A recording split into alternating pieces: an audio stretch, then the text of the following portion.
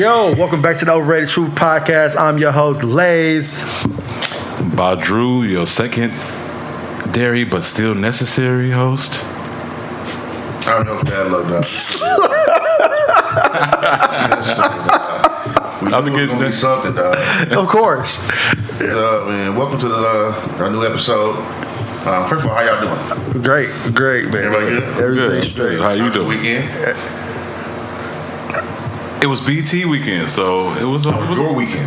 I'm saying, so it was good. Like we did BET things here, and it was cool. Okay, I didn't know that. I wasn't here. We had a mixer with the Nerve DJs and Big Heft. Shout out. Yeah, the Midwest Most Wanted tour out that? here. It was actually cool. A lot of Cleveland nights. Everybody was from Cleveland here. It was funny. Oh, word. And Johnny O from Nerve DJ shopped them out. And then the next day we did a listening party for, what's his name, Lex Lou. Yeah, for Lex Lou from Cleveland and the Connected Project. So that was cool too. So how did y'all do it? Who got the Cleveland Connect? You know, Rob is like LeBronese. Right. LeBron needs. So what's gonna happen if he come to LA? Too early. Too early. I'm just asking. Too early. just a question. Trade deadline is coming up, but anyway. Yeah, man. I like to. My weekend was cool. I didn't do much, man. I just did a lot of grinding, running around, doing little city shit. But it's an interesting show today. I got a lot of things to cover, but No video shoots this weekend, though? not video shoots. No, I didn't go with any. Okay. Oh, it sounds like you heard it. I did. I didn't. I don't know if you. Oh. Look at all these rumors. Right. I ain't say that. I like to start the show off. It's a little. I want to get the serious topic out the way. I don't like to stay on. It's kind of it's just like a little dark topic. If you guys know the story, Junior from the Bronx.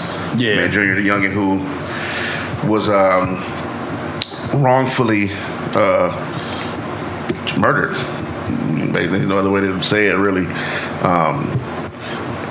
Was 15 years old, mistaken identity. 7 in total kids. I think it was like 5, and then 2 drivers or something like that. Whatever. Ran into the store, grabbed this kid, had the wrong kid. Stabbed him on camera, stabbed him up real bad, man. I couldn't watch the tape personally. I do know what happened. I do know the story. It's sick and it's fucked up because that's just a different kind of.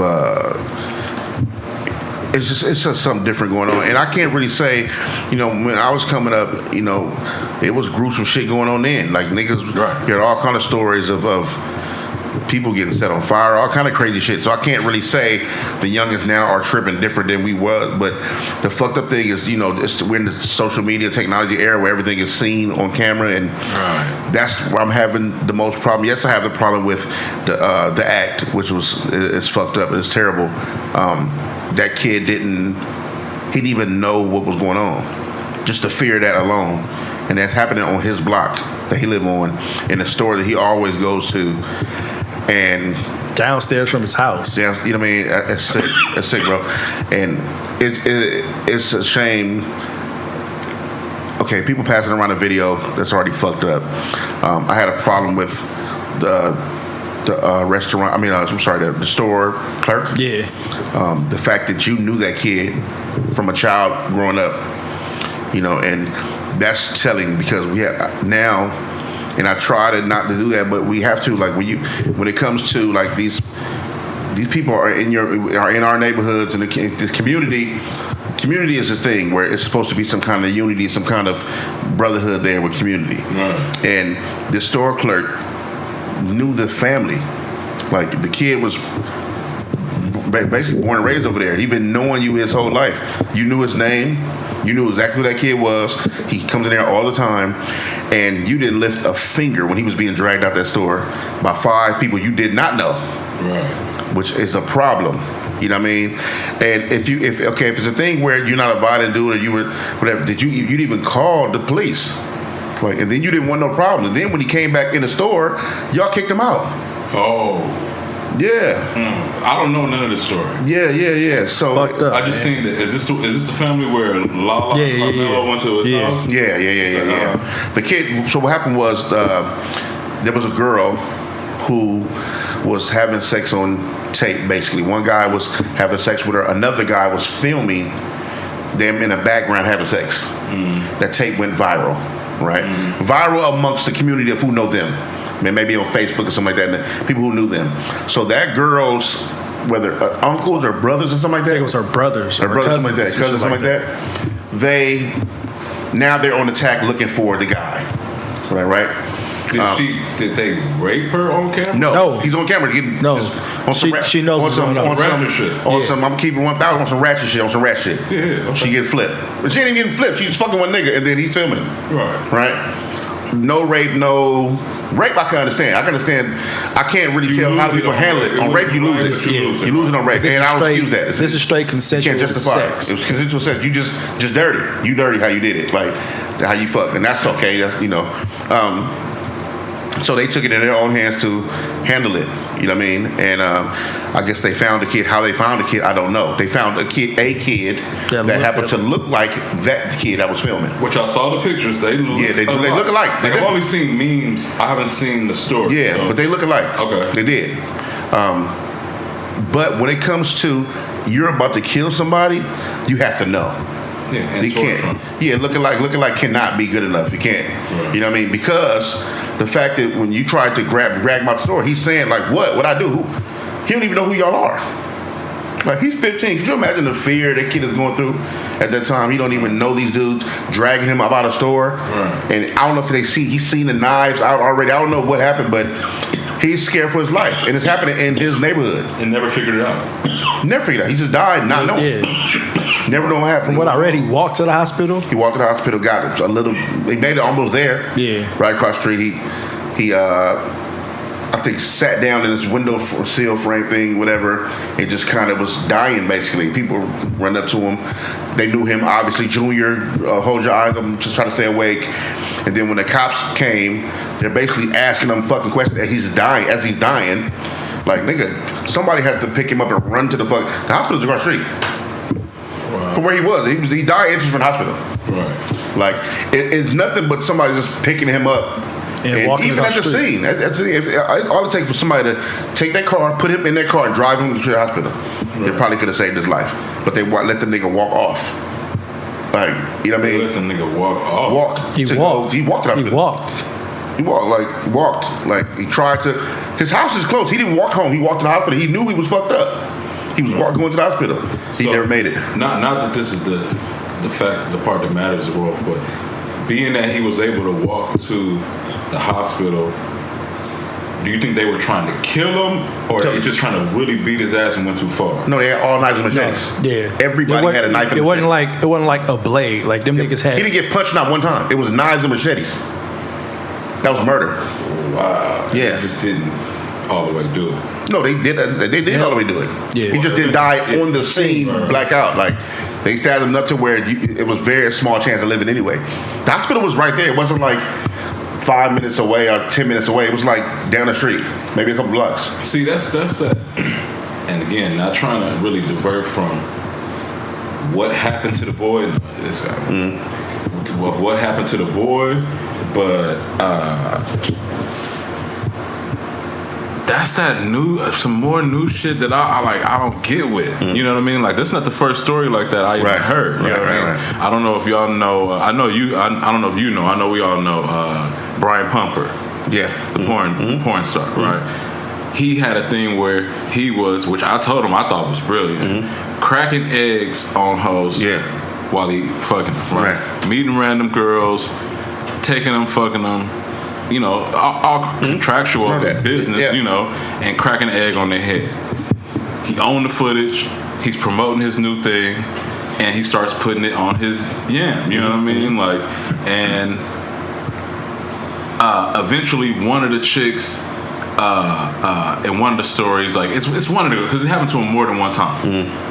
The baby daddies was getting mad. The families were getting upset. Right. You feel what I'm saying? Like, to where there's one video, the dude walk up to him like, "Yo, man, you got my baby mother on you know, on the ground B, like, he, like, running away because dude's chasing him with the jam. You know what I mean? Like, dude, I don't remember a lot of that. I remember, like, niggas throwing their hands up in the air when they realized, like, oh, Nene is, like, the hoe. Like, some of the gangsters niggas got the most hoes little sisters. You know what I mean? And situations like that. And when it's a little bit of accountability got dropped.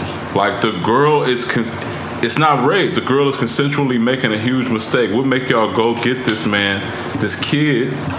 to go kill him for that. Right. It's one of those things like it's niggas' egos and pride. Like, but she didn't just do that. I'm no, sure. But I'm like, saying she probably led up. I don't want to speak to her character, but she did it. Like, unless but I'm not saying it's not her. I'm talking about like the niggas. Like, that's like we know a girl in this room and we know she got hit, but we not gonna go do no stupid shit like that. But somebody's gonna be like, "Oh, that's my sister. I can't let my sister go like that." Because somebody in their community is gonna see it and tell them about it, and it's a chain reaction. But don't that kind of mean you been not fucking with your sister? Like, no. If that's kind of where it's going, like, you know what I mean? Like, some niggas are just the way they are. Like, it's like, look at it like this, man. You could take the same situation and put it in gang banging or any kind of crew or union partners, right? Right. Like, people are loyal by default. I always use that, right? So what happens is, okay, y'all homies, right? Niggas are real homies, whatever. And we say we all homies. We crew or gang or crew or whatever. Laze go out and do some bullshit. He go out and shoot up a neighborhood, kill a baby or some shit like that, or kill a little girl, something like that, whatever. So now we into it with the whatever, so such and such, whatever, right? Now we ride on with him on behalf of what happened, because of what happened, right? When you think about it, that's kind of like the same thing. Like, he was wrong in what he did. We should not be riding for this.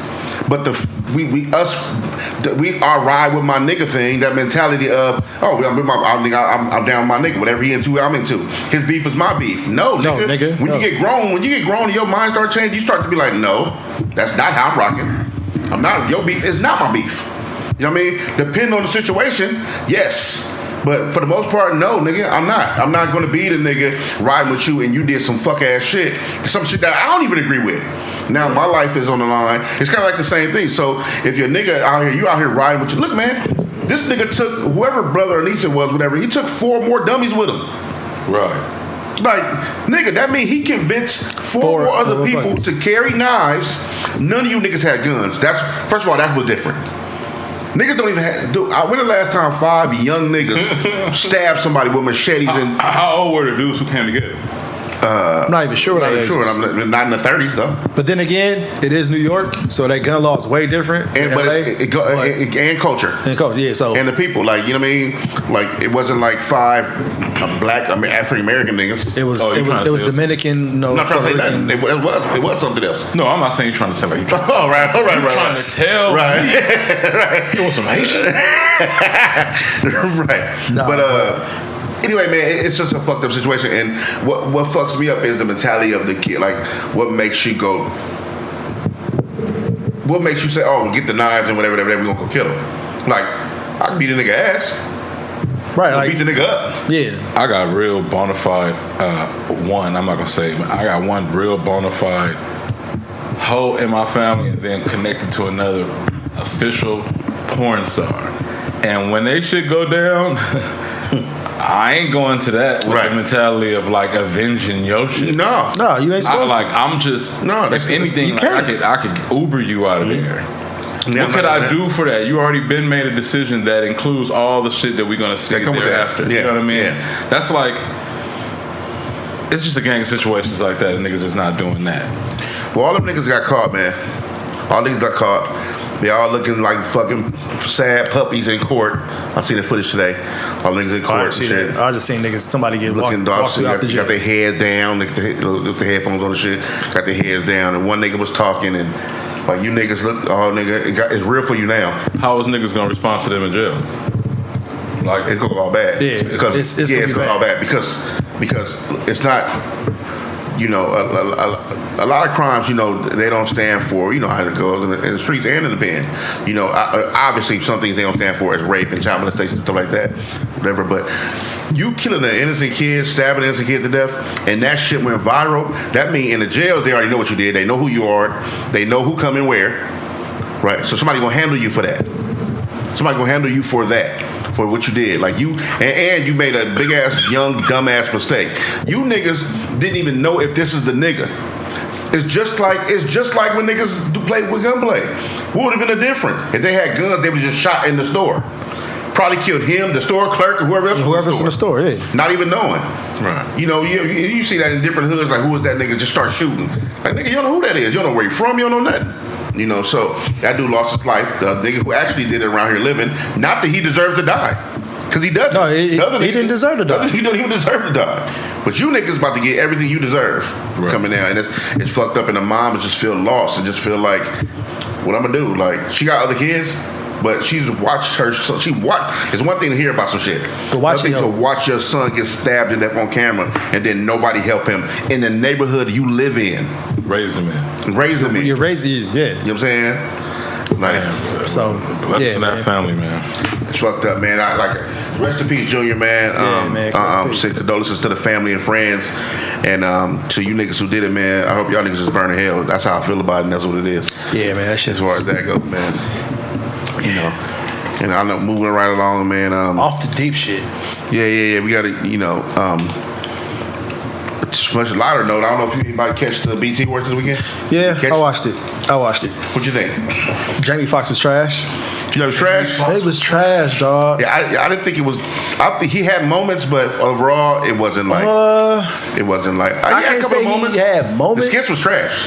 Oh, the skits were doo-doo. The skits were wait. The skits were dookie. I feel like I don't be up with my current affairs. Yeah, the skits were all the way trash. Skits were dookie. That Wanda shit was the worst shit ever. It was terrible. The Wanda shit was the worst shit ever. It wasn't good. He killed Wakanda way worse than Thanos. Wow. Like he did too much. He did too much. What, give me one of them, because all I heard. He gave a skit with Wanda from Living Color was in Wakanda. Which sounds like it'd be a good idea. That sounded hilarious. The shit was terrible. It was terrible. And it wasn't even like the same, like nothing. She didn't have the wig, so she was just short hair. Look, it was just him and the mask on. His face was kind of Wanda cross-eyed to talk, but it wasn't the same. Okay. His jokes weren't hidden. Let me ask y'all this. Okay, before I even ask y'all, terrible producer. You a comic book nigga. Did you watch the BT Awards? No. God damn it. All right. That worked. All right. Worthless moment. Right. On air. Okay. Right. Second part. Because I don't know. I didn't see it, so I don't know what y'all funny is. So, was Wanda already funny? On Living Color? Yeah. They definitely had the moments, yeah. Back then, yeah. Yeah, definitely. You think Jamie Foxx is funny? I do. Yeah. Jamie Foxx is funny, yeah. But that whole BET shit. This shit is the one where he just fucked up. Yeah. And then he tried to sell that I'm going back on the road shit. If I had to base it off of that, I'm not going to see it. I thought I Might Need Security was hilarious. He has a very classic moment that I Might Need Security to stand up. That he was hilarious in that. Definitely a lot of famous roles, Living Color, a lot of classic roles. To me, he's naturally funny. Right. They're a very talented individual, but to me, the jokes weren't sticking. They weren't hitting. They weren't hitting at all for me. I'm like, dog, the whole Childish Gambino shit. I'm like, yeah, that was. I'm like, dog, you evil Killmonger.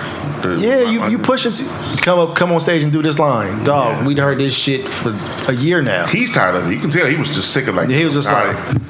He don't want to step foot in Wakanda no more. Nigga, Chadwick Boseman was probably like, nigga, no. I'm glad I wasn't there. No, I'm not gonna. See, that's funny because the only parts I did see now that I'm thinking about it is I saw when he went Nicki Minaj, and I didn't get it. Like he was standing over Nicki Minaj, kind of trying to celebrate her, and then he just said.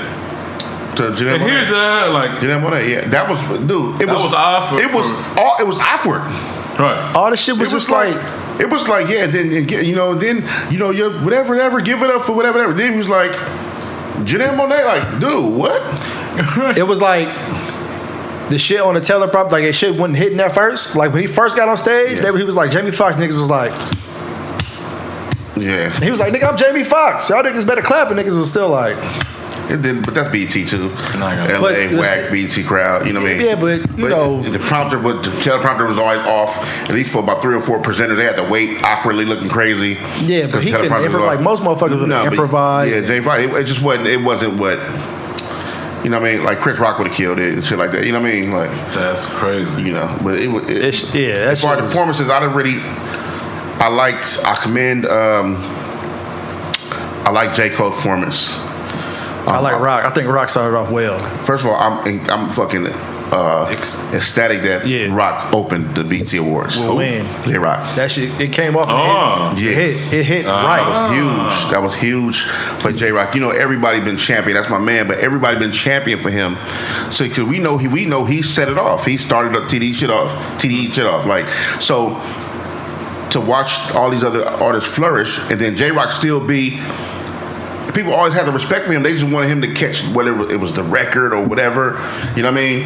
And to see him really get his moment where everybody fucking with it. They fuck with the music. Happy to see him. He's getting accolades. Now he just announced today he's going on tour. You know, and it's just excited to watch him open the award show and everybody show that love and stand up and clap and root for him because everybody's just so happy for J Rock. You know, being kind of like Top Dog's underdog, even though he started it off. Mm-hmm. Yeah. He still was like Top Dog's underdog. Yeah. He like Ron Artest when Ron Artest got his ring with the Lakers. It was like, damn. Very interesting. Yeah, that's crazy. Very interesting. You were real. That's why we got you, because you was real. Right. You had the things with Kobe. Yeah. And then, when it seemed like it wasn't gonna happen, he was in Kobe's face like, "You said I was gonna get a ring. You said right."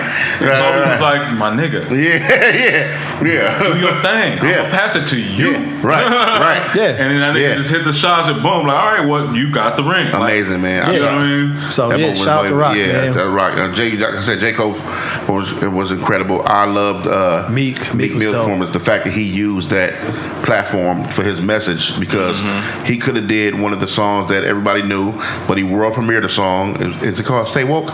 Stay Woke. I think the song was called Stay Woke. He world premiered a song where he had XXXTentacion on the front of his shirt and Jimmy Wap on the back of his shirt. And he just wrote did a dope ass song, and he had all kind of shit going on in the background. Kids on the back playing in the streets, and then the police came and I seen a little bit killed a kid, and like the screams from the mom was kind of hella real. Yeah, it was a real like dark kind of like realistic moment, you know. But it was dope because what was dope was that it seemed like it's definitely a change in the times. You know what I mean? Motherfuckers is tired of frivolous fuck shit. And J. Cole performance kind of set it off for the night as far as like what these niggas is on. Like, they just tired of the silly shit. J. Cole shit was in your face, just take these words, just rap shit. It wasn't a lot of shit. It wasn't a lot of production. It wasn't a lot of lights. It was just him. And it was things going on in the background, not major things, but it was really just him. Just rapping. It was dope ass message. Like Wale. That was Wale on the couch. Wale on the couch. Yeah, like on a little second story shit. That was super dope, man. And I thought what you call it was a super dope too. I thought Janelle Monáe was super dope, but she's always fucking dope to me. And her was super dope. Her was a sleeper. Yeah, her was sleeper tonight, dog. But she killed, and she had them fucking off-white Carolina blue and white dunks too. Yeah, I thought was super dope with that outfit. Oh, she had on the off-whites. Yeah. Then she the Virgil album. Yeah. Then she did her shit. Then her and Daniel Caesar came out. Daniel Caesar came out, killed it. He did twice. He actually was on the J. Cole set too. Dog, that shit was dope as fuck. That shit was dope. No, not the awards overall. My performances. 3 hours, nigga. I named you about 3 or 4 good. Right. You know what I'm saying? I gotta go look up the performances on YouTube. Nikki was trash. Oh, Nikki to me was trash. Okay, let's talk about that. Yeah, how dookie was she? Yeah, she was trash. Nikki was trash. All over. Her hair was trash, and I'm a nigga saying that because she should not give a fuck about that. But they kept showing that fucking whack ass terrible wig, whatever she had on, and I'm like, if you gonna fucking show it, you know what's funny? You know what I'm saying? Here's the funny part about that. Remember, I just said I caught when Jamie Foxx went over to her. I didn't catch her performance, but I did catch her sitting there. Same looking here. up, you got that And fly she got that black. and God. And that's what a lot of times, like if you went to Washington, the girls at Washington had that back in the day, like Washington High. That's hilarious. And my homegirl, model Tatiana, go to her Instagram. She got that shit right now. Like, and it irks me. I was gonna hit her on her IG, like live, and be like, "Nigga." She's gonna blast now. You wanna add her while we at it? At the model Tatiana. Okay. Go. But this Go follow and reply. But it's just that I always hate that. That's that. Because my sister used to do that too. That's that black pro gel. I'm gonna gel this part down. Yeah. The black pro gel thing. Like that thick ass fucking. Yeah. Oh yeah. A little tar looking. Yeah. To look like chewing tobacco. You do. The best. That look terrible, dog. The best part about Nicki's performance was Big Bank take Lil Bank, because they all outshined her on that whole shit, and she just came out and made it even more dookie for herself. I didn't like. I didn't like the outfits. They look crazy. YG and 2 Chainz look crazy. That's but You know what I'm saying? 2 Chainz is 2 Chainz. That's him all the way. Right. YG, But YG's been changing his look anyway. You know, we've definitely been noticing he's been changing his look.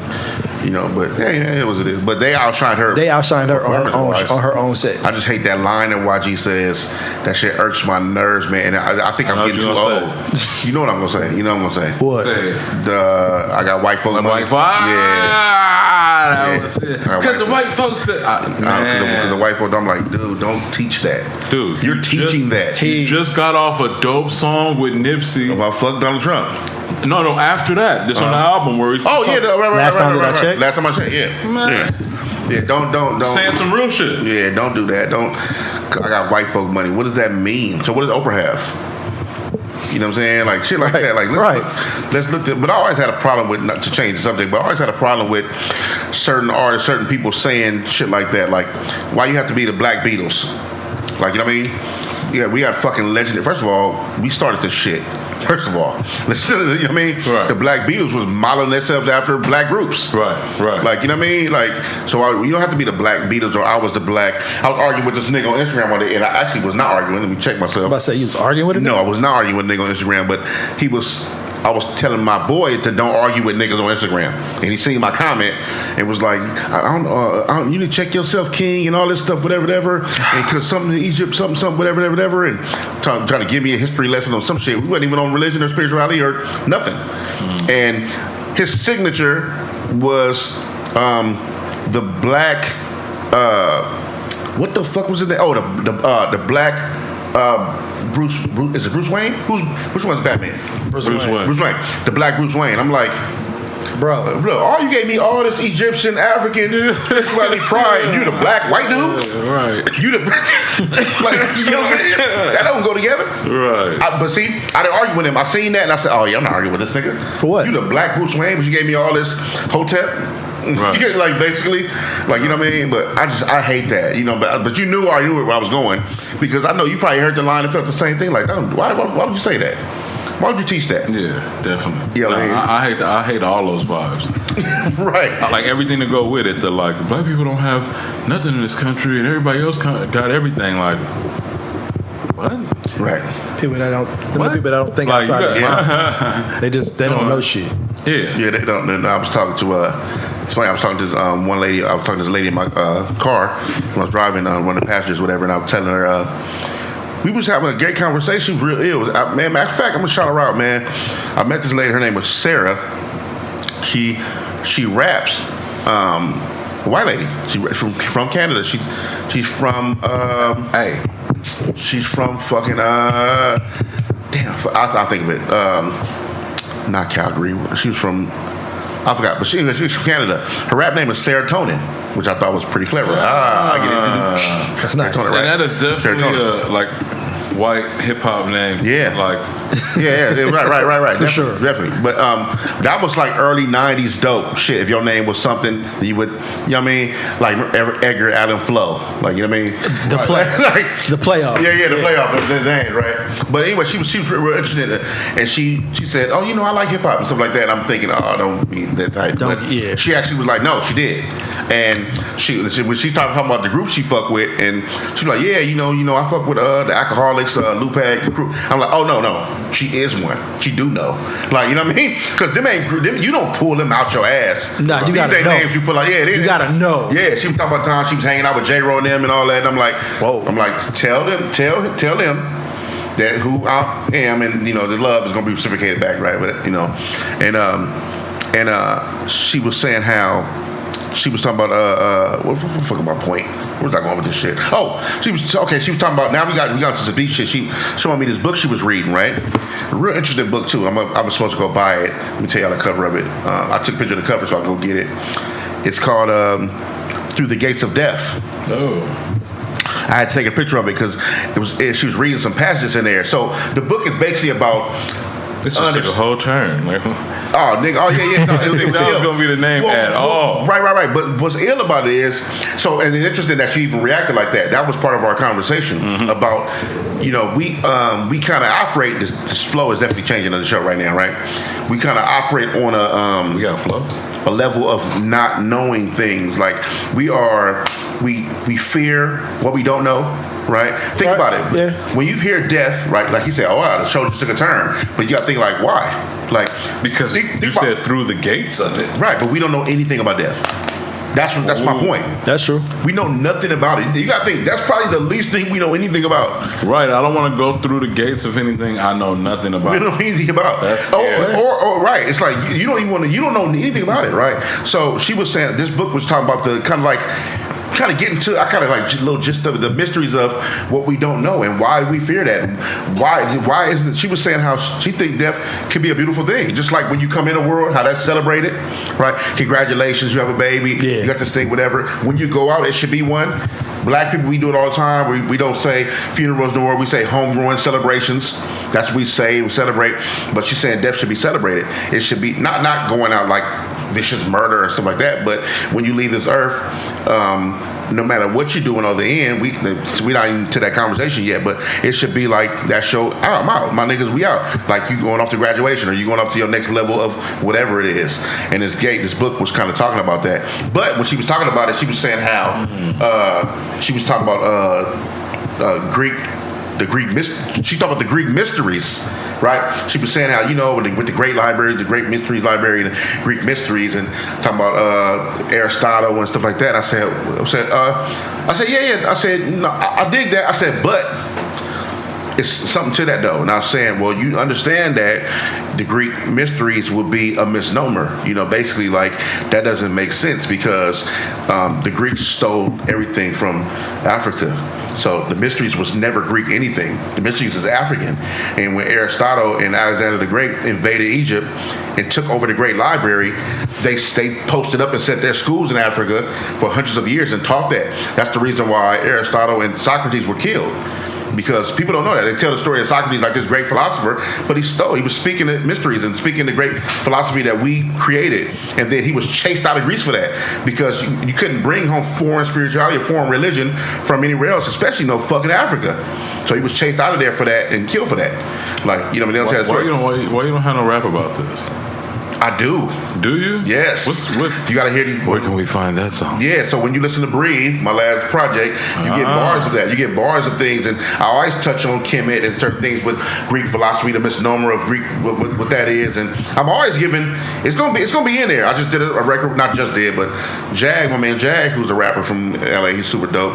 I got a song with him. What's the name of the song? I forgot the name of the song, but if you look up Bad Luck and Jag, it'll come up, and I'm giving bars of that shit and that. Like, you know what I mean? But I don't want to hear motherfuckers like niggas be knowing that and don't speak of that. Like, man, that's not in the song. Right. Dude, we need to. I understand you covered everything. Right. You know that too. Right. What the fuck? Which is kind of okay. So.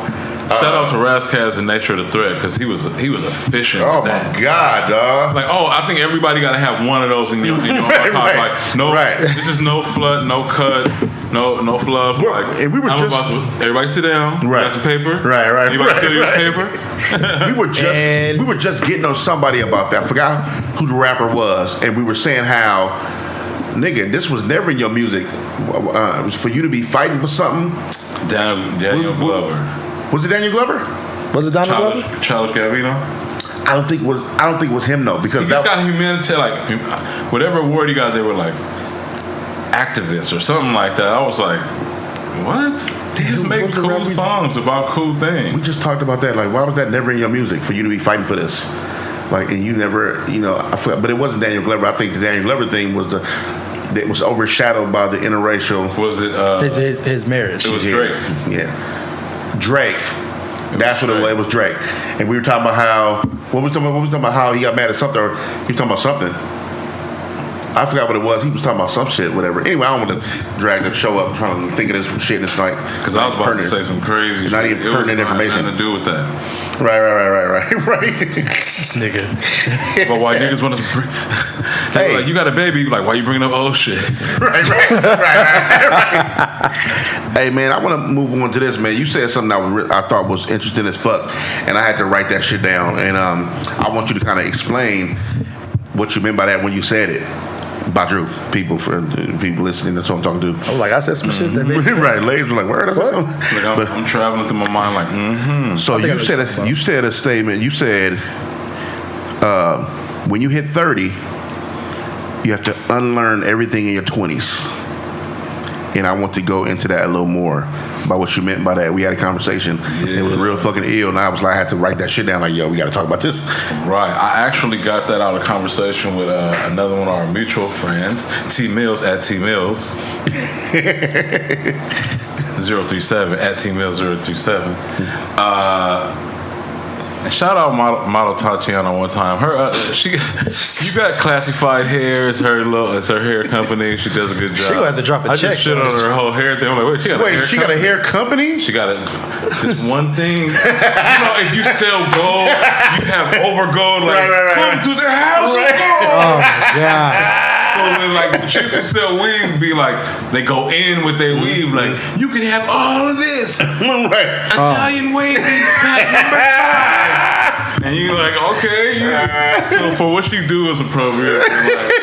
It wasn't cool when Nicki Minaj did it. It wasn't cool when you did it. Right. It's not cool. It's not going to be cool when nobody do it. But anyway, so I was talking to T Mills and we was talking about just one of them conversations where you just talking about a little bit of everything, and then whatever I was saying, like it led to her saying that line, and that line we end up just talking for probably another hour about just saying like basically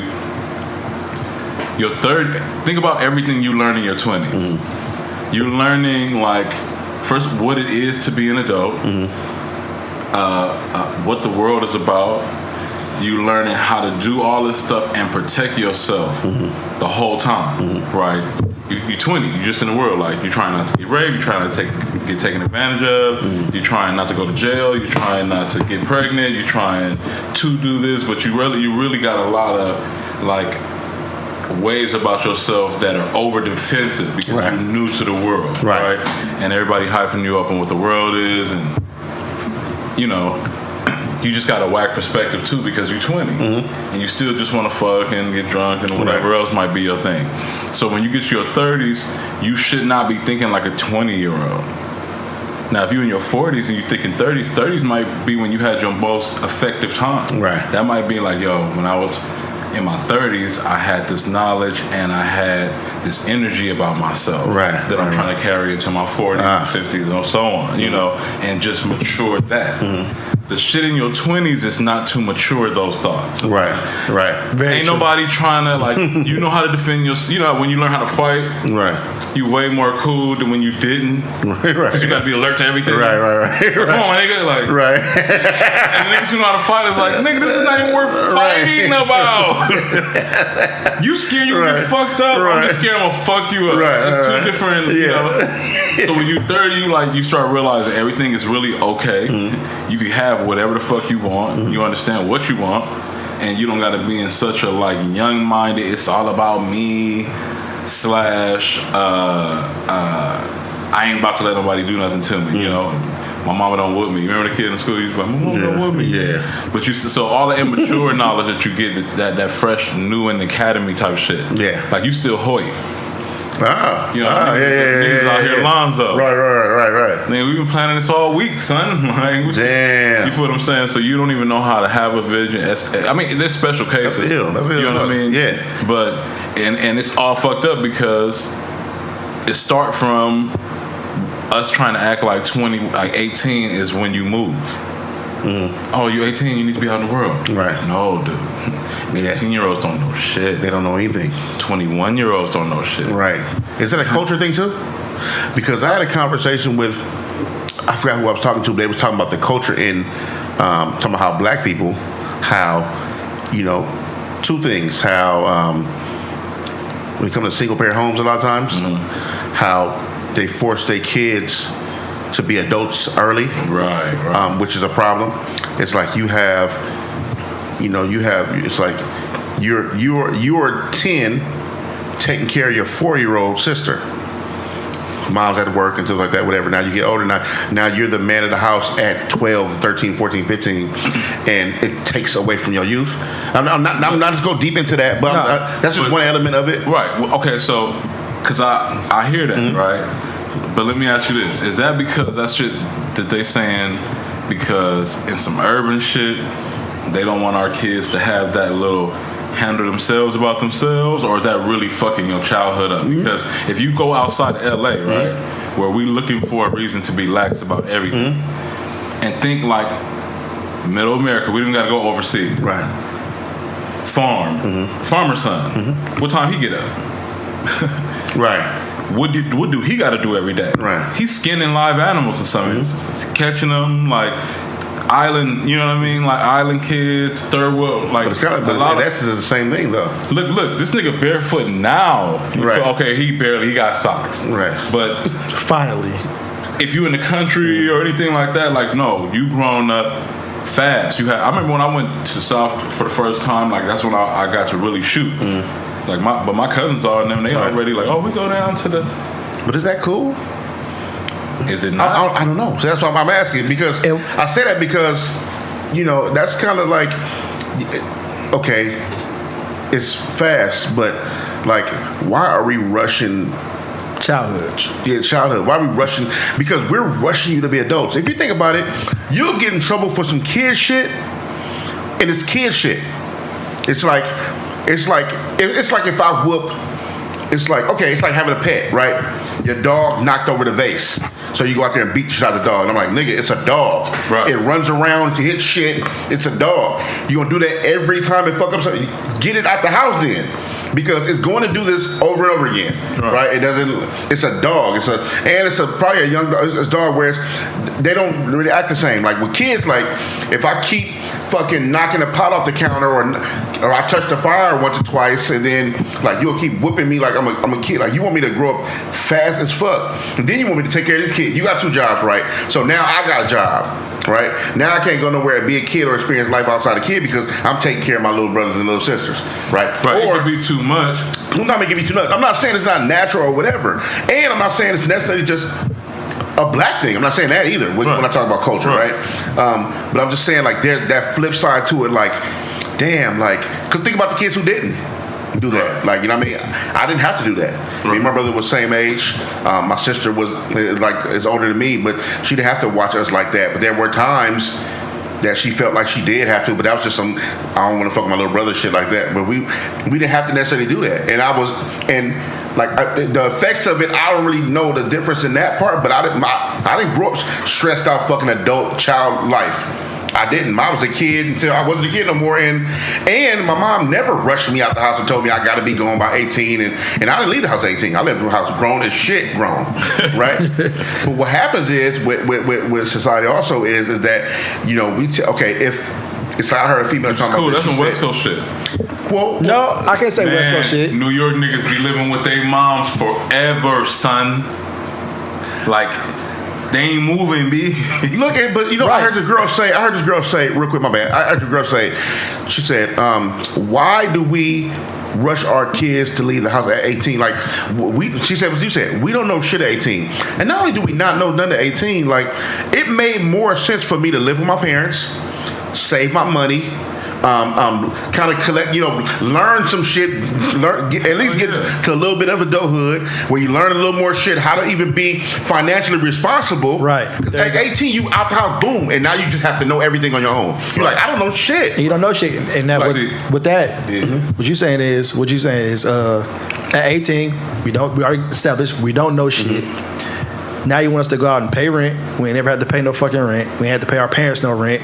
Cell phone bills, all this shit. We don't know about we live in LA. Credit, none of that. We don't know nothing about any of that shit. We don't know none of that shit. Then at 18, most of us are trying to go to school. But how do we go to school and maintain a job when we ain't never had to do that shit? Right. Some people have, but some people ain't. Right. You know what I'm saying? Now you have to deal with your natural instinct for men dealing with men and women. Now you have to deal with that. Like, you're a young boy, you fucking horny as fuck. You know what I mean? Like, now you're dealing with that shit. Like, you know what I mean? So and you gotta fucking split up 5 different households that only got so much money. Right. What are y'all doing? Right. That as well. You got that as well. You also got that's some poor shit. I mean, like low income shit in a sense, because the more you have, the more you like, man, y'all can live here. Man, anytime I've been in a situation where I live in a house or I have more space, I do not give a fuck who stay here. Right. Right. Yo, and until what I want to eat and put aside for myself is not in the refrigerator, I don't give a fuck who stay here. Right. And I respect that. Like, because especially if you family, because man, more money. Like, I'm just gonna pay for less. Right. I'm gonna pay for less. And with the parenting part about them learning shit too early, I'm kind of lazy in that way, because I'm like, yo, I'm not about to be cleaning up after you or your little clique of sisters and brothers. Right. No, you gotta do that on your own. I get that. That's a part of it, right? But when we put kind of like the responsibility of raising children is a lot. I understand it. Right. If you're in the house, you should watch for younger people who you learned, and you should. I mean, I get that. But some people are like real life parents. Like, some people were raised by their brothers and sisters. Yeah. Because you got to think, like, we don't have enough time in a day to be a parent out here working and to mind your kids who are home for the summer. Right. Like, you know what I mean? Like, you got to think about it. Think about it. If you think about every day as a working man or woman, like, how much time do you actually spend with your child? You don't. You at the job 8 hours a day. Your kid at school for what, 8 hours? 8 some hours, whatever. Right. Yeah, 6 to 8 hours. Yeah. They get home. You ready to do home? They got to do homework. You got to eat dinner. That's about 2 or 3 hours, whatever. Then you got to get ready for bed after that. So how much time do you actually spend with your kid in a day? So that's why the regular school is whack now. Right. So take the accountability of somebody who playing sports. And then that a kid who playing sports. Right. You gotta take that accountability too, because like now, it's just I don't see my kid at all. Or spend time with my kid, because after school it's practice, homework, shower, eat, bed. I gotta. No more school. Homeschool your kid. I want to. Go ahead. This is my final thought on that, because homeschool your kid and fucking have at least 3 generations in your home at all time. That's interesting. A kid and a grandparent. So, all right. So this is a topic I want to. I seen this posted by my homegirl Erica, my homegirl on Instagram, Erica. She posted a post from this girl she follows named Lydia Cotton, and it's just I want to know your thoughts on that. It's kind of deep little topic. Your thoughts on that? All right. She says, if it isn't a problem that a black lesbian couple raise black children in the household void of a black man, then is it a hindrance for the black community to have a black woman raise her children in the home without a black man? She said, you can't have it both ways. Either the absence of a black man is a detriment to our people, or it isn't. Pick which narrative you want to peddle. You can't complain about one and blindly support the other. What the fuck? Right. Huh? Is that way? I don't even. Would you like me to read it again?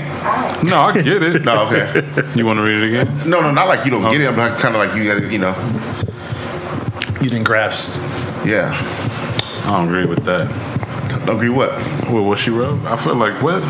So I'd love to hear your thoughts on that. That's 2 different situations. It is. Right. So like, okay, there not being a black man in the home is a situation where there's a woman that doesn't have a man. Okay, that's one thing. Mm-hmm.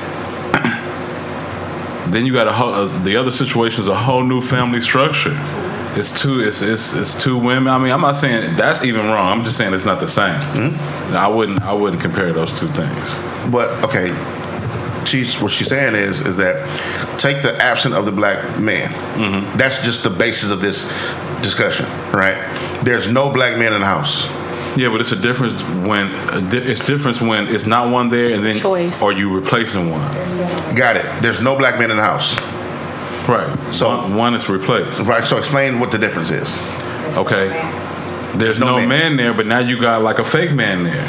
No, you can't say. No, you don't have a fake man there. You have no. Or you got something in the place of the man. No, it's just no. You don't. You have no. There's no man there. Well, no. Just because a woman is there, don't mean she's in place of a man. Right. That's just her woman. It's not the auntie. But that's what I'm saying.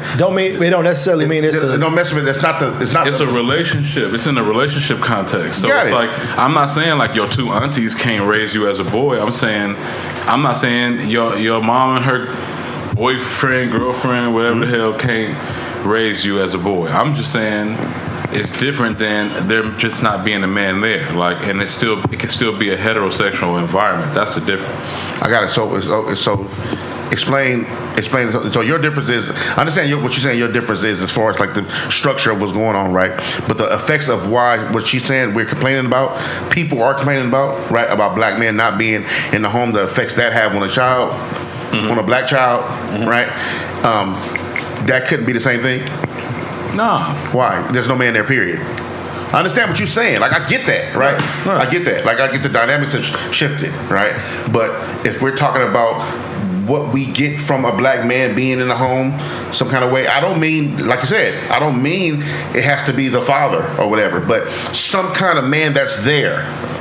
Like, and it don't have to be physical. Like, but why they gotta be there? Well, I'm saying, like, people, these are things people complain about, right? These are issues. She took two topics that are issues in the black community, right? That people either complain about or either for or not, right? And she said, well, how could you complain about a man not being there and the effects of that, being a single mother raising a child? You know, you get the whole thing. How can a woman raise him to be a man and not all these things, right? And then let's take a lesbian couple, right, and who are raising a kid, and it's not even cool to say that that's wrong nowadays, right? Because of everything going on with that, right? Which the times are shifting, right? So, but people aren't saying anything about that. When in essence, it's still not getting what you know what I mean? Right. So she's saying, like, how are you guys complaining about one, the single mother not having a man in the house, right, and not tripping on the other, when the effects are the same. There's no man in the house to help raise that black child. I got an important stat that's gonna make that a real life situation. Why I trip off of it. Bam. So, you know, when they have that, they've been saying for years, like, black men don't raise their kids. And I remember me as a person not raised by his dad, I remember nobody had, like, my boy Asaru was like the only nigga who had a dad. Like, it was like, nigga, your daddy's around, alive, whatever the fuck, you know what I mean? Like, that was always he was the only one. So that was true. Then over time, think about it now, like, which one of your homies you know have a kid that don't take care of their kid, right? Mm-hmm. And there's a new stat that they don't really publicize like that, but you can look it up, where it says, like, black men outside of the home are the most involved with their kids out of all the races, and white is not second. Right. Just not to make it about that, but they ain't even second, which means, like, we don't fuck with the baby mama, but we be fucking with our kids. Right. Bring that to real life. So we still fucking with our kids. Now it's a lesbian bitch up in there for you to argue with. Like, that's my problem with it, is, like, we here, you just don't live there with your ass, and now, for whatever reason, you done moved on to females.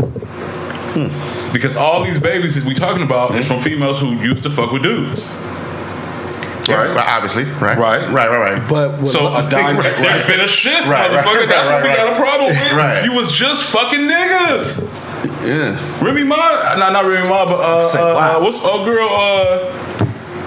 What's old girl with the song with the peanut butter fucking boots on Hennessy? Did you call her Stephanie? A young Ma? She pregnant. Wait. You're not about. Young May not. We're not doing that, dog. No, she's not, dog. We're not doing that, dog. No, she's not. No, we're not doing that. No, that's a rumor. You gotta say. You gotta say that's a rumor. He's starting that now. You gotta say that's a rumor. You gotta say that's a rumor. I just wanted to evoke the feeling. See that? That's what's wrong with the fucking comment. How y'all feel? Thank you. Okay. I'm thinking some nigga was sick, but look. But this, this also doesn't say who was complaining. So, but by what you were saying was, it sounded like the men were tripping. It sounded like the women complaining about us. No, but she didn't say who. She said who can be okay. Who do you? Man, I don't know. She didn't say. I can't put that on her if she didn't say it. She didn't say black men are complaining about this. Okay. She said if you blindly have a problem with this situation here, you know what I mean? Then you don't understand what niggas is dealing with these lesbian relationships that just pop up after you done had a baby with the bitch. Look, I understand you took on this, but you took the narrative and you're kind of driving it. I brought it home. Imagine if that happened to you. She had a baby with a dude. Niggas. Fact. Now she don't. Now all of a sudden she want a woman in the home. Right. Fact. Right. I'm gonna be the first one with the problem. Right. Then I don't know who else. My family, her family gonna be cool. You feel what I'm saying? Like, so I don't know who else would live down the street who would have a problem. Okay, can I give this? I'm gonna read this comment. Okay, go ahead. Hold on. I'm sorry. Hi. First of all, I would like to say we have friends of the show here. Yes. Very hung up, and you're looking quite beautiful today. Oh my gosh, thank you so much. My friend Legree is in the building. Thank you. She got on shades, yeah, but she got the legs out. She looking real good. Thank you. I appreciate that. First of all, I love to have you here. It's been great. Not oh my really. God, thank you. And I love you. So there's that. Just you though. Oh my God. And a little bit you of were them. saying? Okay, so and just for you guys who can't see her, she's black. Oh wow, this is what we doing today? Nigga just got here. Okay. That's funny. Okay. and that's why you need the disclaimer. So listen, I think you're negating. I think that the actual reference is not to the woman who had a child and then decided that she wanted to go. Not decided, excuse me.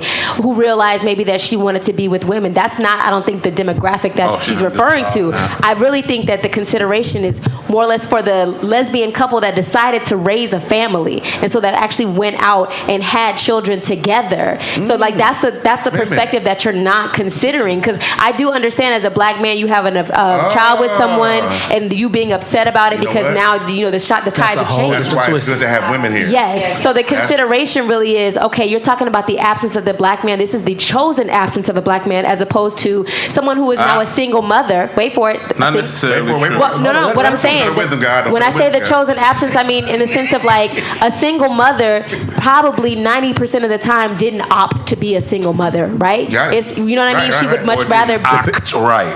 Well, or maybe she was wilding. Yeah, there you go. Maybe she was wilding. That's why I said 90%. That's why I said 90%. But you're not. The consideration is saying that 90% of these women, yes, they did not choose to be in this situation, but they're now single mothers. However, how do I feel about the fact that these now two women are deciding to raise a black man with the absence of, raise a black man with the absence of a black man? They're choosing not to incorporate a black man into life. That's the consideration of saying, how are you okay with one and not okay with the other? No, that's and I didn't think. No, that's good for point. Me, I agree with that because I'm just saying perspective I didn't wise. even think about that because we what happened was because when Badru changed the narrative, right? Right, Exactly. Right. When Badru changed the narrative, and you made it seem like that she used to mess with niggas and then she don't mess with niggas no more. Because that's one option, but the other option, that is one major option. Green brought in a very good option. Like, okay, what about people, lesbians who decided to raise a child together? Right. That never fuck with men. They want a baby. They want a family. Right. So to that dynamic, that changes everything. Well, it does. But does it? I think that's the question. No, not really. Because from that changes everything. Like think about it. That's right, girl. The reason why it doesn't change. She did Hold on. Put the dick to your mouth, please. Thank Give you. it to my ratchet one. Put it to me. But No, the reason why you need first of all. you're a beautiful black queen, and you need a fair introduction. You need the right introduction. Absolutely. Okay, your name's now everybody know my name's Lucc. We're meeting you. What's your name again? Kina J. Okay, Kina J. Kina J is definitely a friend of the show. Okay, I'm just meeting her, right? But she is a friend of the show. I just met her. She's a beautiful black queen. Do not listen about Drew, and you deserve the right intro. What did I say? Wow. You took the hit from me. Absolutely. A ray of sunshine. Why did he just have a smiley me? I didn't even do nothing. Have a smiley. I just think that it's kind of still at the same time you have to think about what the dynamic is for what's going around in the world for that child. And even though it is that it is in the world today that you are able to be, have those same-sex relationships, that child still has to go out in the world and do that. So with that being said, when you do those type of things, you still have to keep it that you have to, for example, if I have a child and my daughter, she can't wear this or wear that, you have to do those type of certain things in order to keep, you can still have that and it can still be that way as far as being like two same-sex parents, but you're going to have to keep those measures regardless. It's still going to be that way because that child has to still go out in the world and do that. And another thing I want to say in regards to what you were saying about as far as the men taking care of, I think that it's been so long that men have been on that pedestal if they're not doing anything in the world, but it is changing around. Right. Men are doing for their... Definitely. They are doing everything and going out of their way for their children. So now, like, that is kind of like moving and pushing along. Yeah, right. I mean, I'm a single parent myself, but I do have a lot of people that surround me and surround my child without a same-sex, same-sex relationship, and without that parent. And when he is not there, that is going to support and giving them that more support, being that they're a man, because they still have to have that. Right. At the end of the day, they're still not a man. A child still needs whether they're a boy or a girl, they still need a man in their life. Yeah. Period. Yeah. How about that? So they still need to put men in their life. And it's not being That's what I was saying. That was good. Yeah. That's exactly what I was saying. We appreciate it. Okay, LaGree's going again. I was going to say, but also, in her truth. Let me tell you something. I hate you, Badru. I hate you so much. So like the most disrespectful ass nigga ever in life. Like, this is... You know what? This ain't the topic of the show. You know what? Because you're classy. I'm is. And you can rise above. I'm is. I show my fist. Okay, I appreciate it. Okay, thank you. I was gonna say, but the reality of it is that the woman still needs to let the man be the father. Yes. Let the man be the man. All these people out here, you talking about fathers, they just passing, and everyone's saying like, oh, I'm the mama and the daddy. Like, no, you're the mom. Respect. Like, respect. You're the mom, but you have to legit let the man be in the child's life. You can't call somebody a deadbeat, but you don't let him do what he's trying to do. So then you can't call nobody a deadbeat when you're not doing what you do. Well, if you're obviously the deadbeat, if you're denying the father. It's some on fleek women out here, and they looking them kids are looking toe up to the floor. Let me. I do want to read one of the comments I thought was interesting. From a lesbian. Okay. Lesbian woman who wanted to. This is her response. I thought was interesting. She said, "I'm a lesbian, and honestly, I think that if I were to ever have kids, I would want it to be with a donor that wants to be in his kid's life, regardless of your sexual orientation. I think that there are certain things that women can't teach men, and vice versa. What I hate is that black folks act like gays are ruining the black family." She said, "I'm 34, and I've only seen one positive heterosexual marriage in my life, but we are the ones that are damaging the black dynamics, though." Very true story. Mine is like I've seen like in the microphone, I was not trying to go there as far as that type of but anyway. So like a live actual right, but I mean I've only seen like one person in my life that has been like basically this straightforward, and I've seen one good childhood. But that doesn't necessarily mean that it wouldn't work. You know what I mean? Right. And that goes back to what you were saying as far. I think that person what they were trying to say is that they were trying to make a difference, but at the end of the day, like how you said, it doesn't matter. You still need a man in your life. I don't care what it is. That's what the quote said. That's what the quote said. She said, but don't put that on gays though. Don't put kind of like Right. She's kind of fighting for like she's like, I understand that, but don't put it on like the lesbian that we fucking shit up. Don't put it on there. Because some things I say to like my child, and I have to be like, okay, wait a minute, hold up, straight up. You know what I mean? And then I have to think about it because I'm raising 2 girls, 12 and about to turn 6 on the 26th of July. So it's just like some things that I have to do, I'm gonna have to, I don't know how I'm going to put that in, how I'm going to raise that for them. Right. But I'm going to have to find them a mentor on that level because it is what it is. It is like, at the end of the day, everybody is from the hood. You know what I mean? It's a different lifestyle. Not necessarily that it's everybody's lifestyle, but my kids are going to need that male figure in their life, and I don't have that, and I don't even know that. I don't even know my motherfucking dad. I know that nigga at. Right. Fuck that nigga. You know what I'm saying? But I'm just saying I don't want them to be on that type of level. I do that. So I want it to change where they're able to know. You know what I mean? That like I had a conversation. It was like something, and the girlfriend was like, "Yeah, you're not supposed to be your child's friend." And what I told her, I was like. One example for that is because I'm having a conversation with her and what kind of man I want my child to have. Like right now, I don't even have him to demonstrate that for her. So we're gonna need that. You know what I mean? So for right now, I'm gonna, like parents be like, yeah, you're not supposed to talk to, but I have to talk to my child like that because you raise your cat how you want to raise your cat. Yeah, you raise them how you want to raise them. But I was just giving her that example, like you know what I mean, and then that really made me think about like having a mentor for my child, and you know what I mean. But it is a lot of things in hand on that trails from that too. Right. I listened to that and I'm like, well, okay, I agree with that, but being from LA, I think I'm qualified to say this. Okay. Oh shit. Oh wow. All right. Okay. Gay people need to take more like accountability. They need to be more accountable. It's getting ridiculous. I'm sorry. What about you just saying? What? Gay people need to be more accountable. In what respect? We gotta switch it up now. I get it. Accountable of what though? First of all, we in LA. Everybody in LA know gay people, right? Yeah. It may be other areas where they don't know a lot of gay people, but we in LA. It's gay people everywhere. They got a whole area, and a lot of places they got areas, right? It's Chinatown. Little Korea, little Ethiopia, the gay area, that's almost everywhere you go in America for the most part. So people are a little bit more accepting of that than how they act now, right?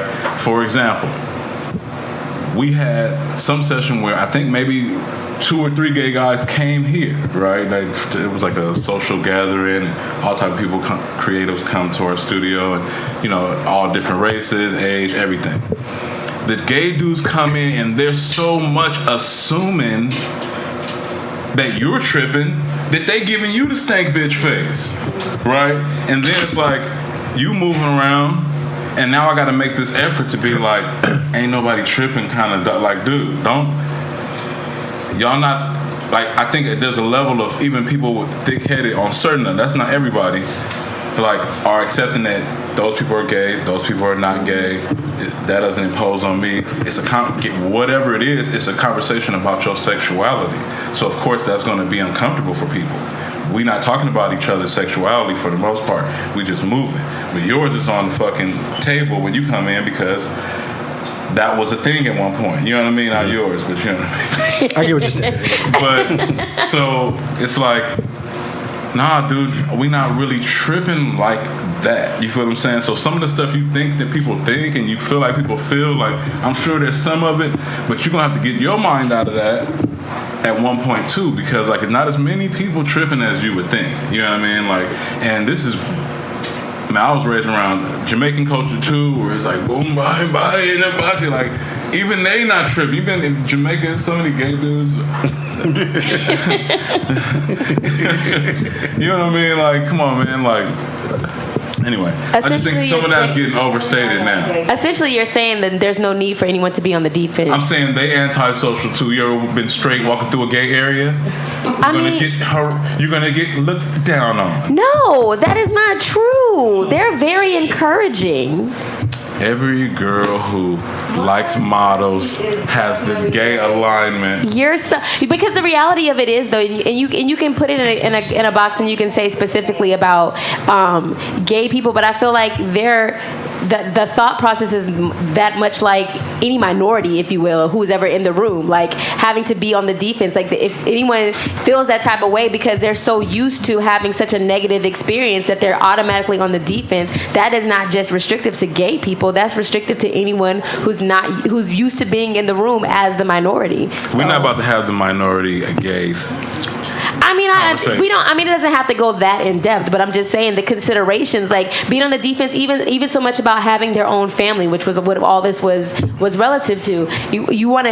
This is a relationship. I mean, regardless of whether or not you feel like it's sanctioned by God or whatever, who cares? They fucking living their life. Like, let you live your life, because whoever I end up with and whoever you with, like, that's nobody's business. So why is it our business how anybody else wants to live their life? So the reality of it is they just want the same considerations as anyone else. They want to be able to walk in a room and not to have people look at them, just like we want to be able to walk in a room and not have people look at us. Is that why you dress how you dress? First of all, listen, I can't help it if I'm luxuriously all girls are into Vogue like shit. I can't really cannot really help big you. Bag and a little dog.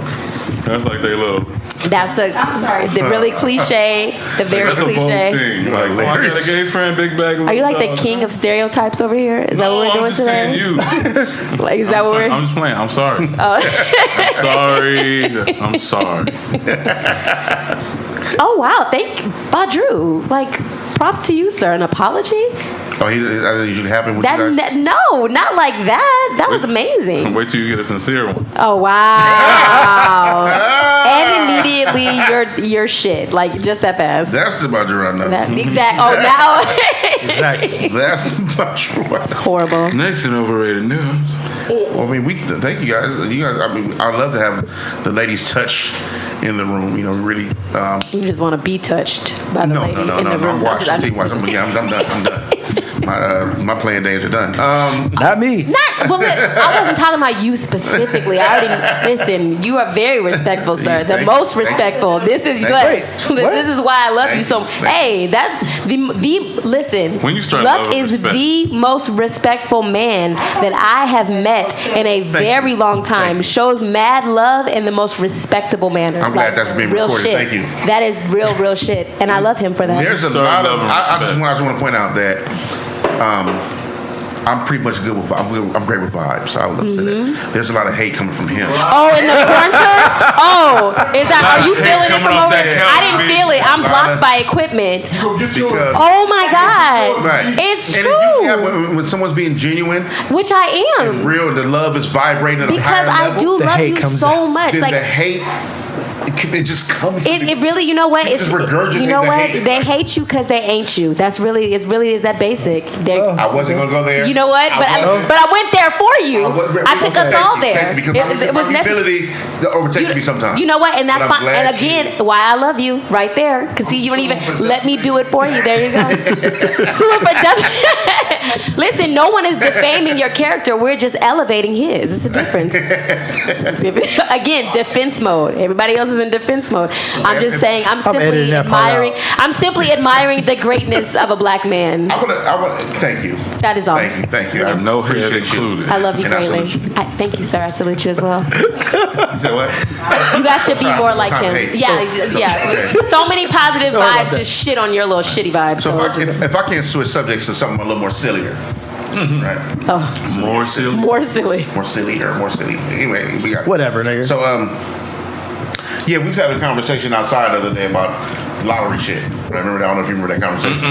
We talked about the lottery ticket thing, right? And it's just interesting to find out what people think about this, and when it comes to entitlement. I guess we can go as far as say entitlement. I don't know if Laze was there, but I wasn't there.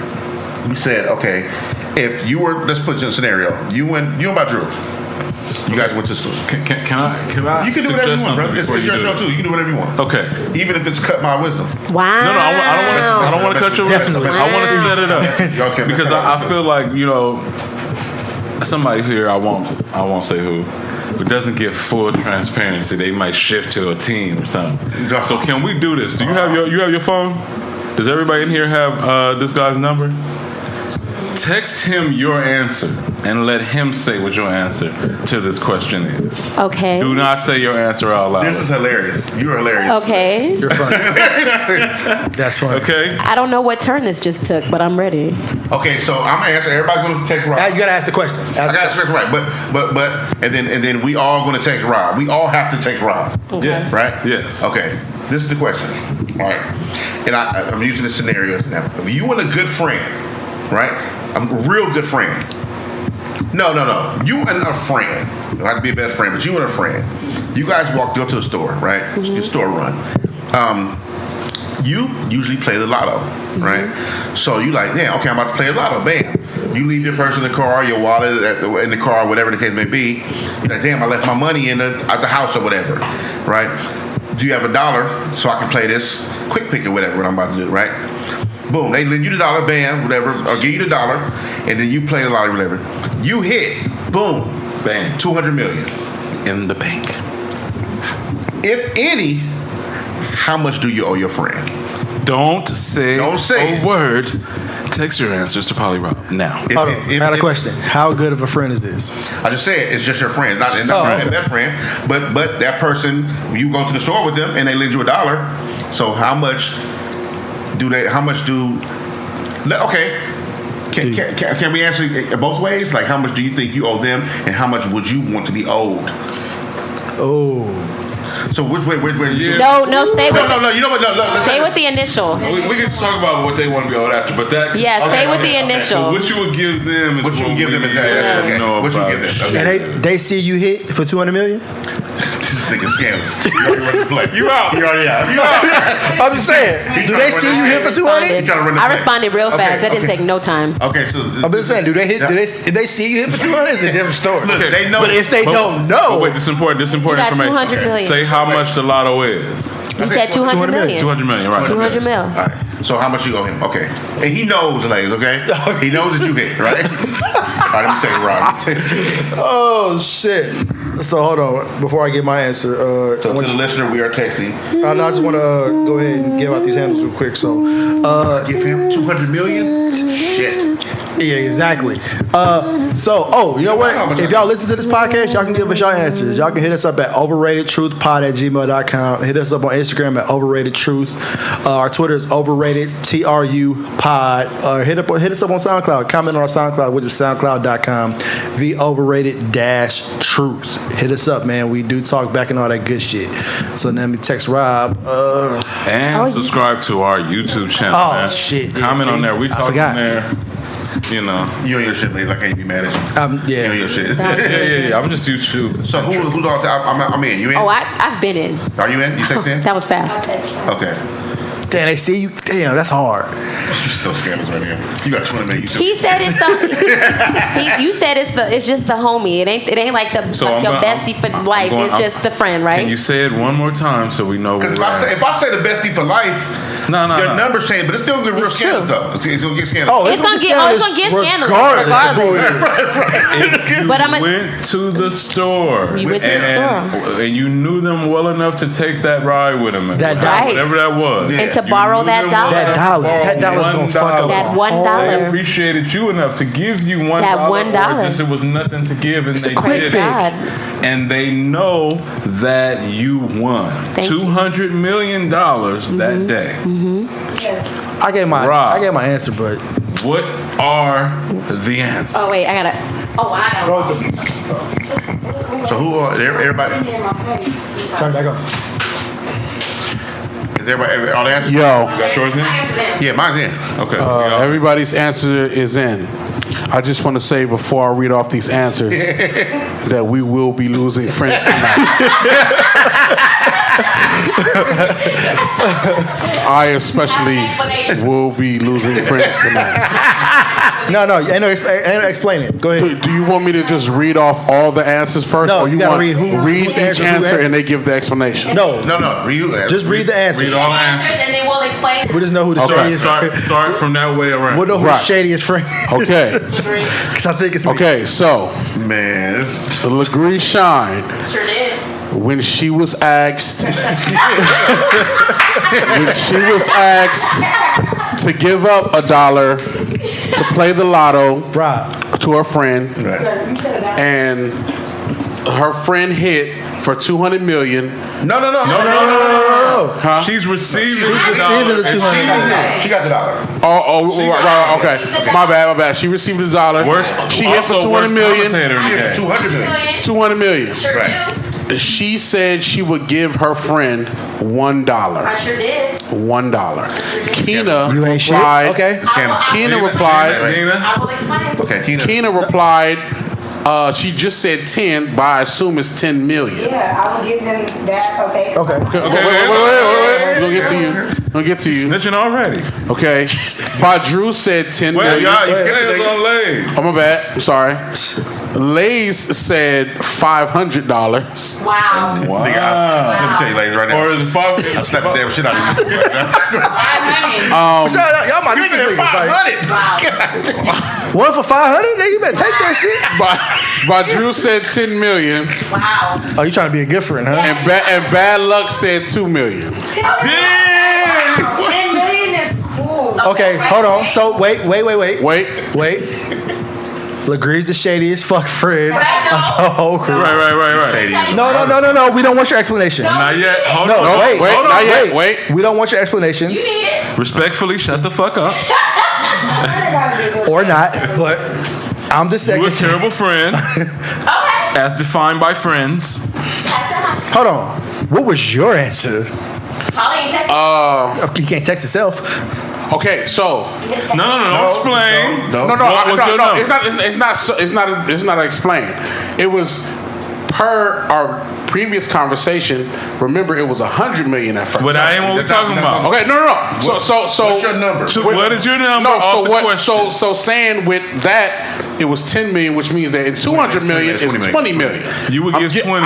Give your friend 20 million. I am giving whomever gives me the $1 and I win 20 million. I'm giving them 200 million. 200 million. I'm giving them 20 million. 10%. Is Off that based the on rip. 10% or that's based on 10%. Just based on the 10%. Yeah. After taxes, of course. After taxes. Nigga, after taxes then, nigga. Exactly. Hold up. Whoa, that's a different. Thank you. That's a different. Fucking thank you. Thank you. 200 went to 100 real Hold on. Yeah, because It's gonna get lower. You gotta do your own taxes, bro. y'all, You gotta do your own taxes, bro. that's a chunk. It's gonna get lower. Your shit's out of here. They shit gonna get What lower. is it, 33? What is it, 33%? 33. No, sorry, it's like 60. Nigga. Hey, it's like 60%. Don't let that shit play with you. It is like 60%. Oh, nigga. So you give it a So- 10? so- 60 going off top. Because you're going to cash out. You're going to cash out. You're going to cash value that. 60%. You didn't say that. But you know, Hold on, Greg. Hold on. It was 200. Hold on. Real quick. Let me set the tone. Because when we had the listen, conversation, I said, real quick. We're not doing taxes. This tax story. We just saying if you got 200 cash, 200 million cash, then what you give them? So you'll give. as soon as niggas get some money, they start thinking about the white man coming and get it.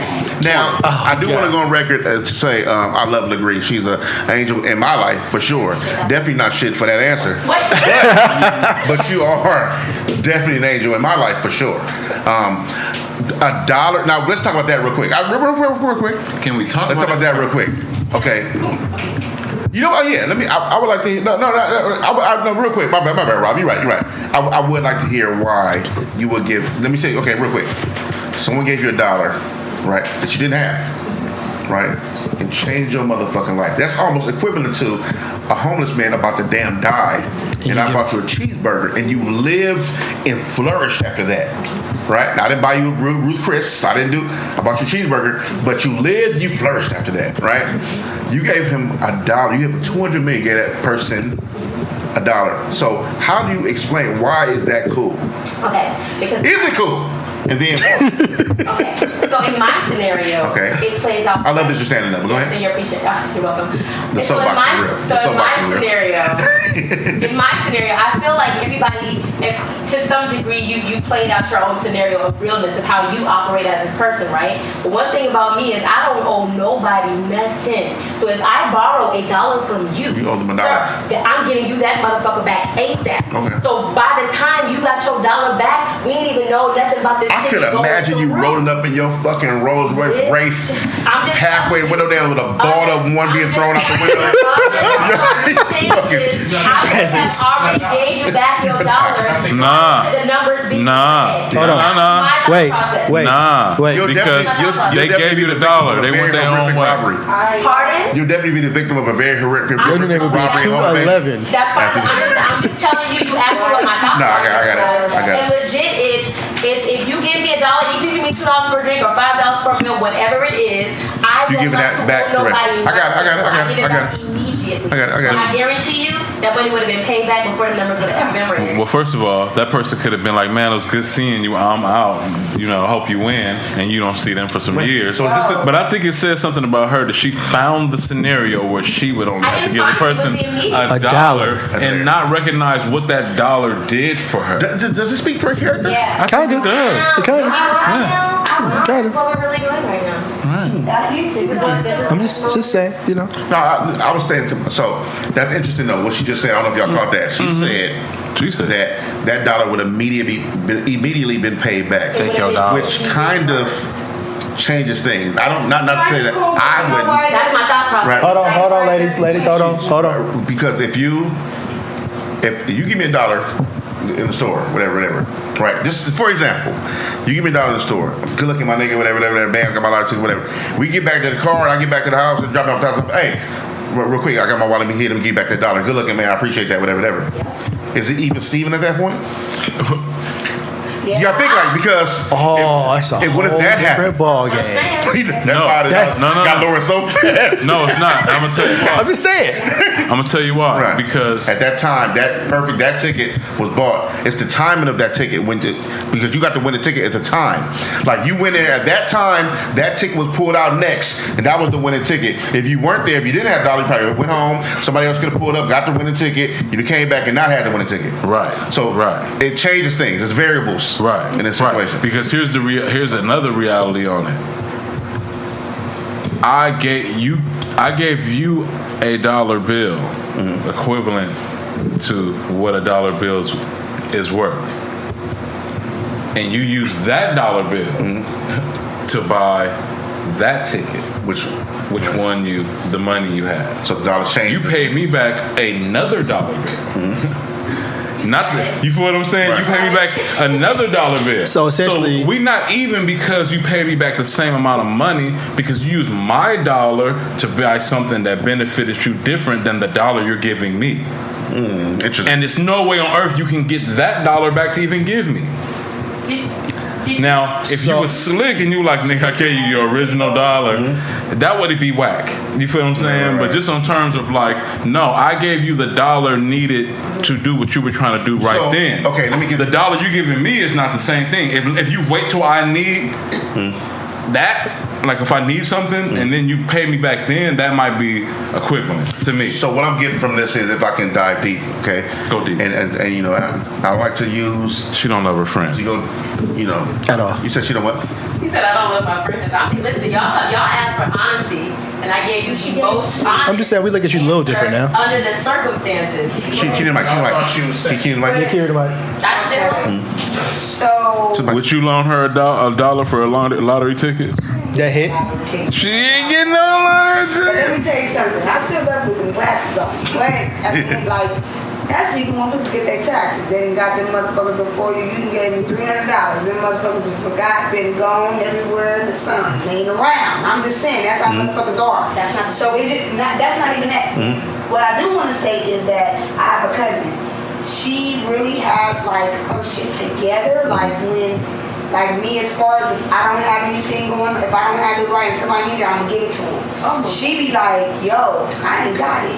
But that's why she got it, because every time we go around, she not giving it. Right. It's a difference. And what she's saying, you know what I'm saying? Like, it's a difference what you're saying. I just want to throw that out there.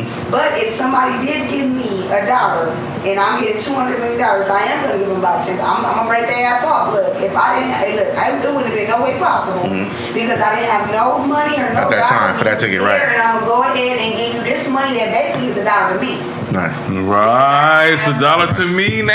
Right. $200 million, and it ain't shit. So here you go. You go $1, bitch. That's how that shit was. So since you had a mic, real quick, I want to ask you a question. So let's reverse that. So if you gave the $1, how much are you to you? This is you now, right? Your rules. How much are you owed to you? Like how much you somebody owed? I would expect that person to give me the same, but everybody don't do that. Wait. So you would expect $1 back? No, I would expect that. Oh, why you waving your hands like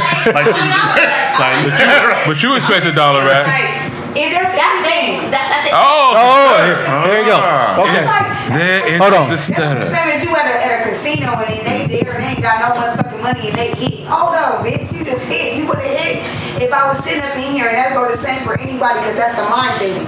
And that's just everything that everybody has a struggle and things going on. So if I know that I hit and we sitting here and you gave me or whatever, I don't know what you got going on, but I'm going to look out for you, bitch, and that's that, and we going to keep that shit. So, real nigga number. Looking out? The real nigga number. Pastor Mike, agree real quick? You don't have no real nigga So number. agree.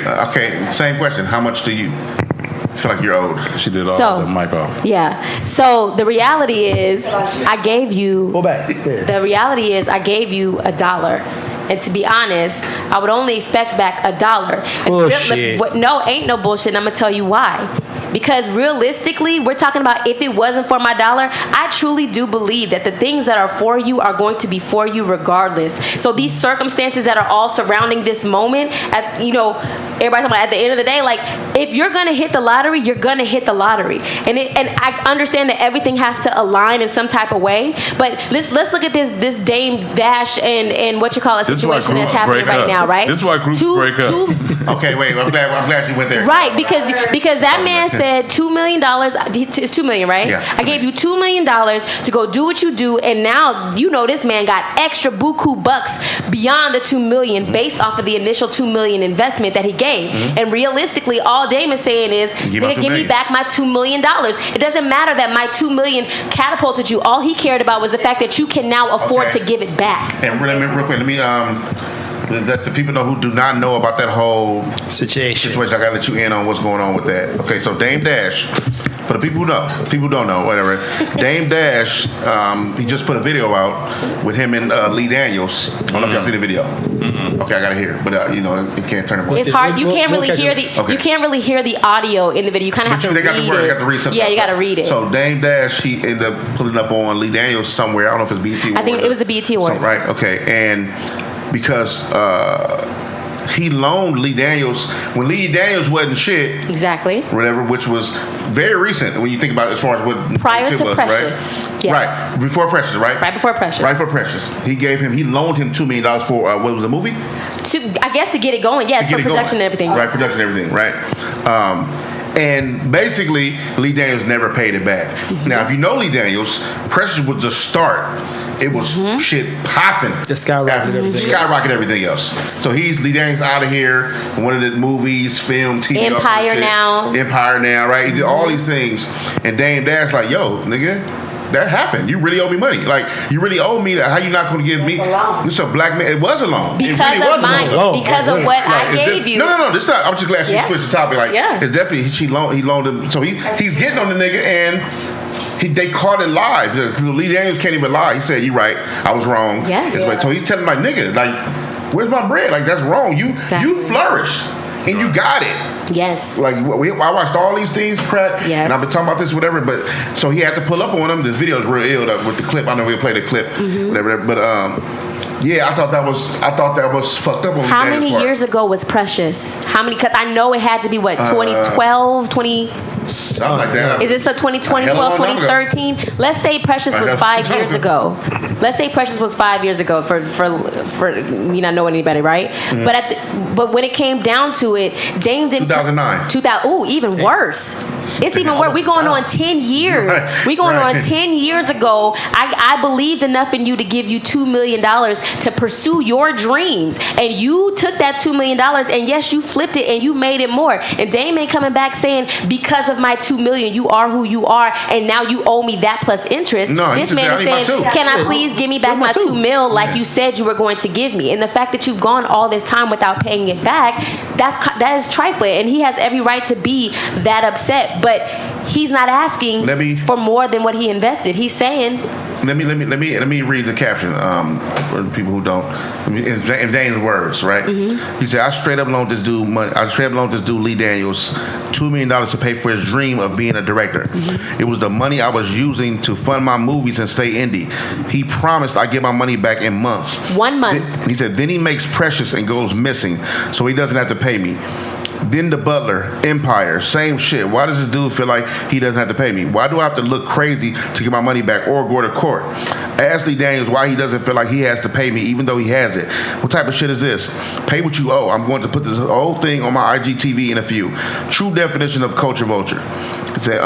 Eats off the culture but robs the culture at the same time. See you back in court, Lee. You're gonna pay me what you owe. Please, everyone ask him why he doesn't think he has to pay me. Yeah, absolutely. Bitch better have my money straight the fuck up. Exactly. That definitely is a loan. You need to give me back my motherfucking money. Yeah, and he meant it on camera. So those things are two different. Yeah. Those are different. That's like it's on a. You need to give my money because we're on a contract and we know what we need to give. And the other shit is just on some straight up. It is loyalty, whatever, and I am who the fuck I am, and I'm gonna do what I want to do. You feel me? How I do. So those two are two different things. But yeah, because you going from. I'm just saying, like that's just how I am. Like, yo, I would never had it. So no, I'm on with you. We have the same answer. But don't think that.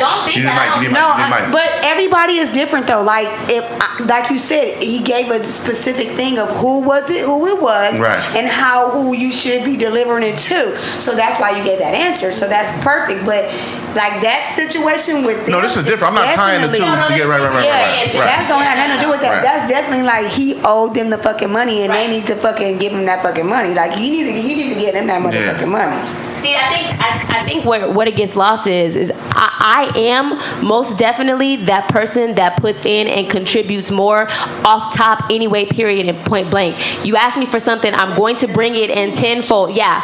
So I'm the person who gives. Okay, but listen, the reality. But that ain't the question. You asked me what the question was. You asked me how much I feel like I owe them, and the answer is $1. Now. And that is I'm standing by my answer. Your people have been doing this forever, man. Try by. All I'm saying is that does not mean that I won't take care of my friend when I see fit to do so along the way. If I'm eating, you eating, but you ask me specifically how much off top am I just going to hand them over? The reality is no.